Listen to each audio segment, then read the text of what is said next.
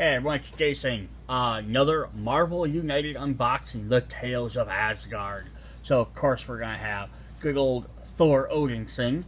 We're going to have Valkyrie. This is the movie version of Valkyrie, and then the more movie version of Korg, fighting off against Loki. This also, though, what they did, because I kickstarted this, I get the additional Kickstarter character of Beta Ray Bill. So if you pick this up in the store, it's not going to have Beta Ray Bill in it, unless they screw over Kickstarter people, which hopefully they don't do. But like, what's neat about all these expansions, because you're going to get your 3 heroes, your 1 villain. In this case, I did a 4th one. Get brand new locations, but they also have an extra little side mode in all of them. So in this one, it's a race against time and hidden fears. So they have like a traitor type mode. I think that's what it's, not exactly what it's called, but that's what makes this game really fun. Because the core game you can mix with, you need the core game to play this, because you need all the tokens and everything, and the stuff for the bosses and all that, all the things. But you can add these extra little difficulty modes to each game to make it a little bit more challenging or a little bit differently, and then you can mix and match any of them. So you can play Thor with Spider-Man, with Black Panther, fighting off against Ronan or whoever. Just as adds 4 legendary new heroes, just because it's the Kickstarter one. But I just want to make sure you understand that Beta Ray Bill is a Kickstarter character. So if you buy this game, you're going to get a slightly different version. So here we have alone. Some cards may refer to a hero being alone or not. A hero is alone if there are no other heroes in the same location. A hero sharing a location with a villain is still considered to be alone. Alright, then the new thing is the Traitor Challenge. The Traitor Challenge can only be played in games with 3 or 4 players. The challenge secretly assigns 1 player to the role of traitor, subtly working against the hero's objective. Loyal heroes must earn each other's trust and seek the identity of the traitor before they're revealed and openly join the villain's side. During setup, each player is randomly given 1 face-down allegiance card, remove 1 loyalty card if playing with only 3 players, 1 mistrust token, and 1 wild token to use normally. Players secretly look at their allegiance cards. Whoever gets the traitor's card is the traitor and secretly working with the villain against the heroes. They only win if the other heroes lose. During the game, when taking their turn, players may choose to play their hero face down. During the game, when taking a turn, a player may choose to play their hero card face down the story in order to discard their mistrust token. Hero cards played face down have no effect, but the hero can still benefit from the symbols on the previous card. As soon as 2 mission cards have been completed, everyone simultaneously points their finger at the player they think is the traitor, then reveals their allegiance card. Each loyal player may correctly guess the traitor gains a wild token. Any loyal heroes who still have their mistrust token immediately take damage until KO'd unless they're currently invulnerable. The traitor now removes their hero deck and the game piece from play. From now on, they will play as a villain. Each time a villain should play a master plan card, the traitor looks at the top 2 cards instead, then plays one of them in the storyline and puts the other at the bottom of the deck. There's only 1 master plan left. The traitor plays it directly. Alright, that's definitely more interesting. It's not just, hey, I'm the bad guy and I'm trying to mess with stuff. You gotta basically waste half of a turn to get rid of your mistrust token.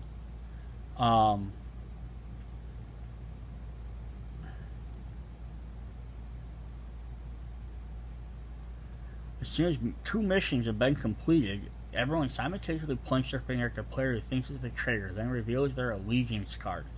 Each loyal player that guessed correctly gains a token. Any loyalty heroes who sell their mistrust token immediately take damage until KO'd.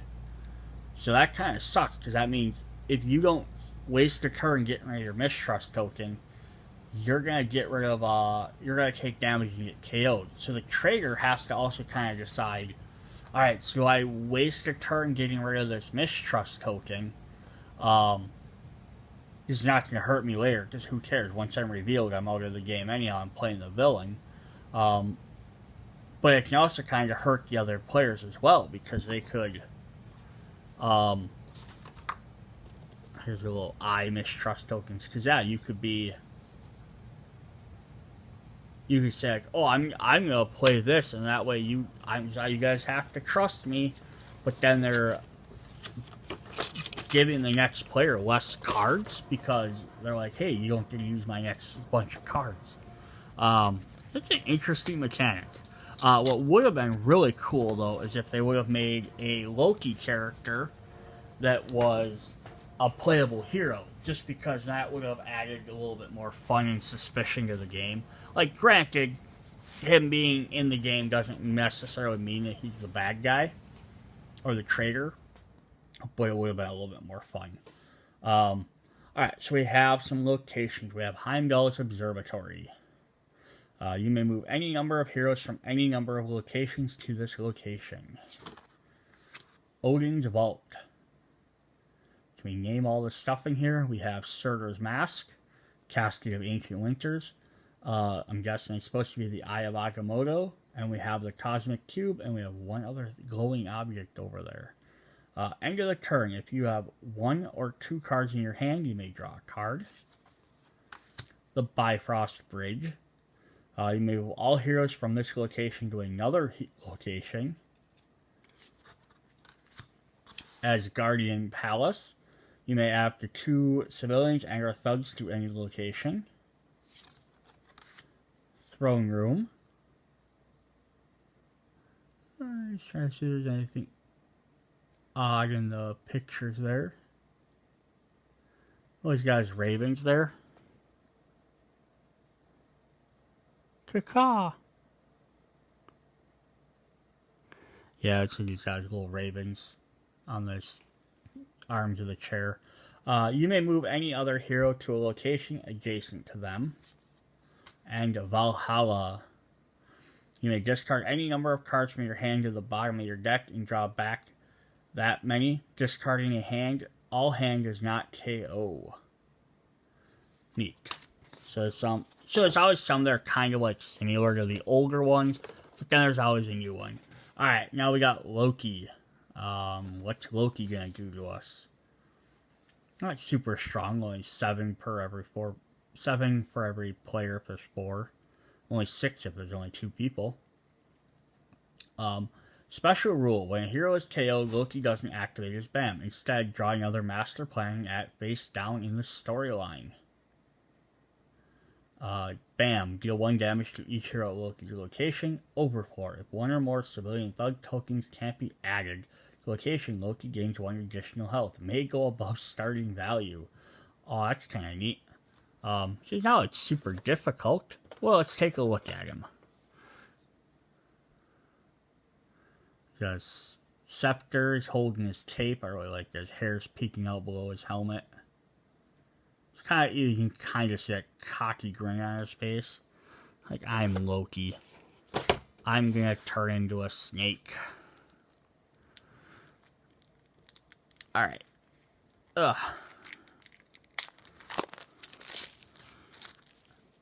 So, first up, we have a Traitor challenge. A challenge card. Just re-explains those rules to us. It has 3 to 4 players. And I believe the one from Wakanda had listed 1 to 4. So I like that they're kind of all the same.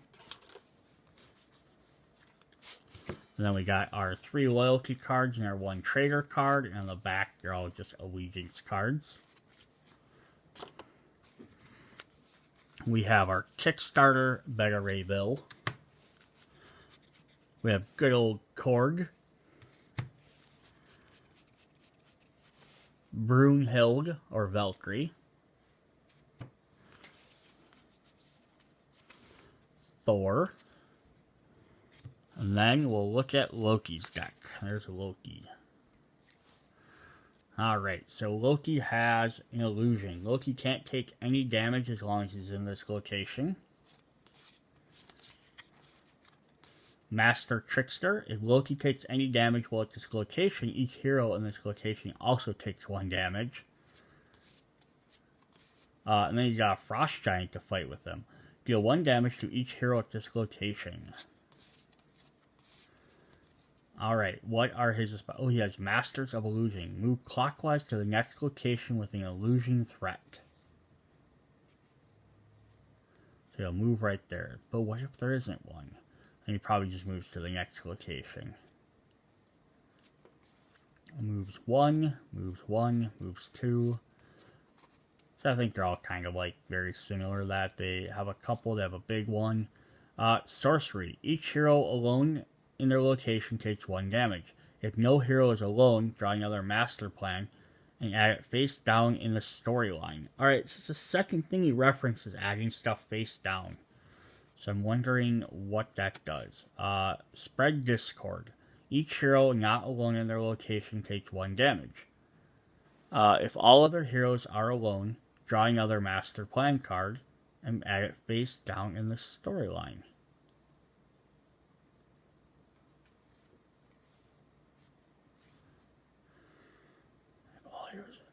Interesting. So he has multiple cards that put stuff face down, but there doesn't seem to be anything that does it affects it. So he just gets to play one, so he gets to his deck quicker, but he doesn't get to add anything.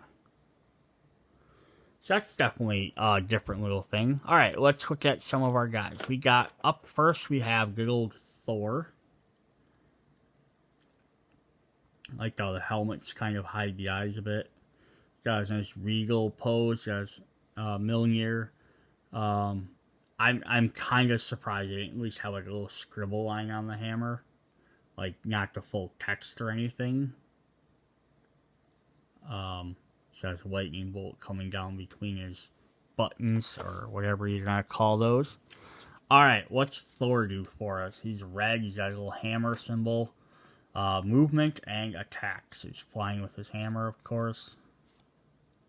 Movement and heroic, and attack, double attack, yep, makes sense, he's going to be attacking. Movement and heroic, double heroic, wild card, double wild, and Mjolnir. Move, do 3 damage against a single enemy at your location. Oh, so he's going to wail on someone. He's got all 3 of those. So far, that seems to be a thing. I also went through a Black Panther set, and it seemed to be the same thing. All the characters had the same cards. So I wonder why some of the ones in the base set, they gave different ones to. If it's just every once in a while heroes are going to have different cards, or if that's just those guys are outliers. Alright, so here's Valkyrie. Got her braided hair and everything. Little marks on her face. It's so detailed. I'm sorry my camera and lighting are so crap that you can't see how awesome these really look. They look like this. Alright, Valkyrie. That's kind of neat. Like the spear with the wings. Movement. Heroic. Attack. Heroic attack. Movement attack. Movement attack. Makes sense. Heroic. Doesn't move a ton, but she gets to attack and do stuff. So we got some wilds and a war song. You may move to any location. That's why she doesn't have lots of movement. And then all 3 of hers are the same. Alright. Good old Korg. Hi, I'm Korg. This is Meek. Thor, he's at it again. Noob Master's back. I like, if you didn't know who this character was, especially not being painted, you'd be like, why is the Thing wearing like a battle harness? Because he really does look a lot like the battle harness, but he's actually I think he's the race is Krogan, I believe is the name of him. It's like Thor fought a bunch of them like way back in the day. She's got like an X with a little block on it. Interesting. She's got some movement. movement attack, movement heroic punch, double punch, heroic punch, heroic. She's a little even. Move attack. I don't think anyone's like all one thing or all two things. I think that could include a little bit of each, just because otherwise you might play the wrong set of people and like, okay, nobody has movement cards, we're screwed. Here's Cronin Fighter, that's who he was called, that's what I thought. Attack in both adjacent locations or double in your location. Oh, that's kind of cool. He's got all three of those.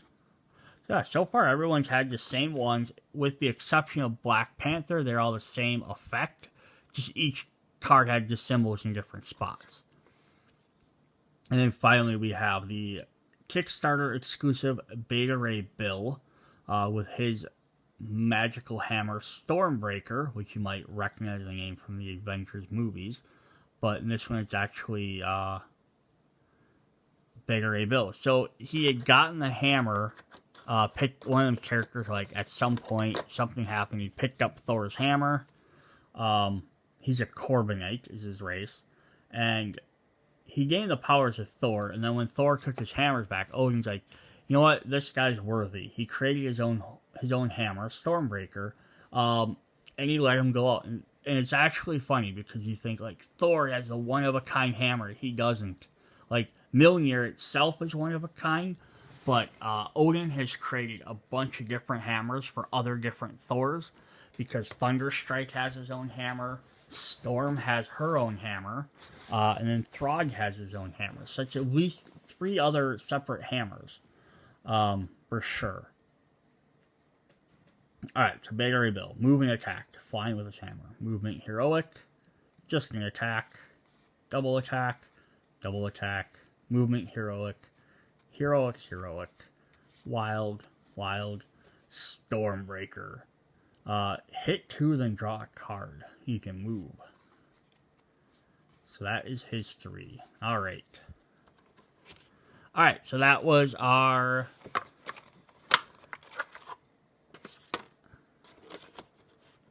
Oh, I dropped my tokens in there. That was Tales of Asgard. With the Kickstarter exclusive Beta Ray Bill. But yeah, still fun. Lots of interesting stuff in there. The trigger mechanic is really kind of an interesting idea. Can definitely see playing that. Like, you play a ton of games, but like, hey, let's try something where I can maybe try and disrupt or screw people over. But you really have to be a good player to play Traitor type mechanics, because you have to be subtle enough to like, okay, I need to do this to help, so it doesn't look like they're against me. Also, they don't want to like you don't want to like be too out front and be like, I'm just gonna do evil things. Well, if you're just being evil, then just being evil character, there's no point in having a hidden mechanic for it. I also kind of wish though there was some penalty if the traitor gets found out. Like, the traitor's playing too bad, and they, let's just say at round 2 they have to guess regardless. And if they pick the traitor, all that happens is the good guys, they all guess the correct person, they gain an extra token. And then if they guess wrong, nothing happens. If they didn't get rid of their token, they lose stuff. But it would be interesting if either the traitor got caught, like, if he got found out, that something more bad would happen maybe to the villain. Like, maybe the villain has to discard, like, a master plan card. Well, actually, that would be beneficial for them, because they want to get rid of their master plan cards. Maybe they have to pick one back up or something. Or don't play one for a turn. I don't know. That's just me. Alright, so that's Marvel United Tales of